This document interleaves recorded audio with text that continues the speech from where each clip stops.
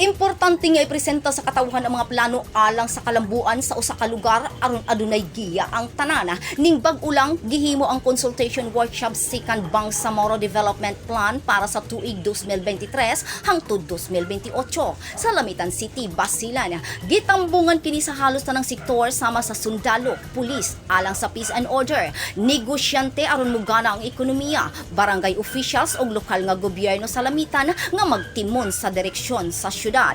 Dito atol sa consultation workshop ang mga babag sa mga kalambuan sa lugar nga kinahanglan hatagan og solusyon sama sa problema sa supply sa kuryente, internet connection, rido o clan war, baha, kakulangon sa pasilidad sa eskwelahan ug transportasyon, kakulangon sa mga post-harvest facilities sanglit adunay igong abot ang mga mag-uuma sama sa goma, lubi, kape ug kakao. Sa natad sa aquaculture nga nanginahanglan sab og suporta, ecotourism ug pag-agni og mga turista ug uban pa.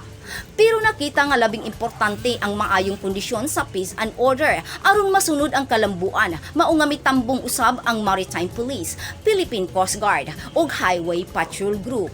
Kung mahatag sa hingpit ang solusyon sa problema, magsilbi na unya kining giya sa tanan alang sa kalambuan ug makabaton og oportunidad og linkage sa Bentiaga. Kini na ang ikapitong konsultasyon sa BARM sa mga lugar nga adunay dakong potensyal nga makahaw-as sa kapit-os sa katawhana. Grace Alcunaba, Newsline Philippines, Basilan Province. Stay safe!